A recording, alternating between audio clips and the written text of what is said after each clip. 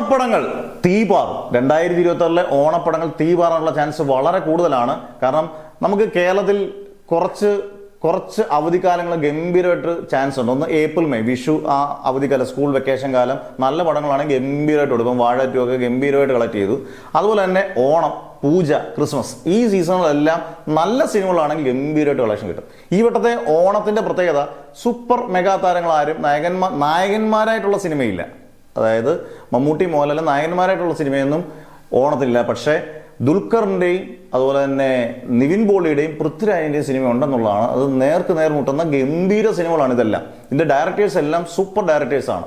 ഇപ്പം I am game ഒരു super natural action mystery thriller എന്നൊക്കെ പറഞ്ഞൊരുക്കുന്ന കാണാണ്. ഒരു ഭയങ്കര ബിഗ് ബഡ്ജറ്റിൽ ദുൽഖറിന്റെ ഒരു സിനിമയാണ്. ദുൽഖറിന്റെ ഒരു ഗംഭീര ഹിറ്റ് കിട്ടാൻ വേണ്ടി ദുൽഖറിന്റെ ആരാധകരും പ്രതീക്ഷയോടെ കാത്തിരിക്കുന്ന ഒരു സിനിമ.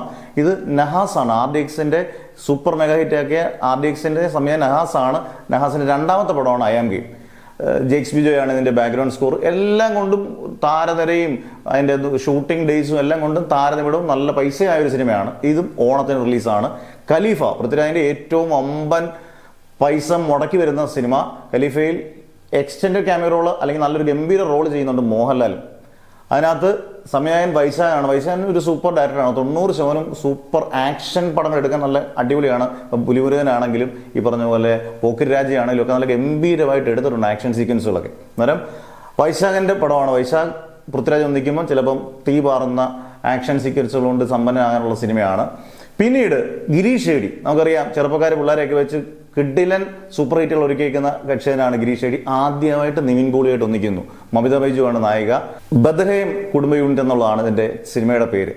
പിന്നെ വിസ്മയ മോഹൻലാലിന്റെ മകൾ ആദ്യമായിട്ട് നായിക ആകുന്ന സിനിമ. ജൂഡാന്റണി സംവിധാനം ചെയ്യുന്നു. ജൂഡാന്റണി 2018 എന്ന് പറഞ്ഞ ബമ്പർ ഹിറ്റിന് ശേഷം സംവിധാനം ചെയ്യുന്ന പടമാണ്. മോഹൻലാൽ ഇതിനകത്ത് ഒരു എക്സ്റ്റൻഡ് ക്യാമിയ റോളുണ്ട്. അതായത് മോഹൻലാൽ 2 പടത്തിൽ എക്സ്റ്റൻഡ് ക്യാമിയ റോളുണ്ട്. പക്ഷെ മെയിൻ റോൾ എന്ന് പറയുന്ന ഇതിനകത്ത് ഈ പറഞ്ഞ പോലെ പൃഥ്വിരാജും ദുൽഖറും നിവിൻ പോളി ഏറ്റുമുട്ടുന്ന, മോഹൻലാലിന്റെ മകളും ഏറ്റുമുട്ടുന്ന ഓണമായിരിക്കും. എന്തായാലും ഈ ഓണം തീ പാറും എന്നുള്ളതിൽ സംശയം വേണ്ട. ഇതിനകത്ത് വിന്നർ ആരാണെന്ന് നിങ്ങൾ കമന്റ്സിൽ രേഖപ്പെടുത്തിയേക്കുക.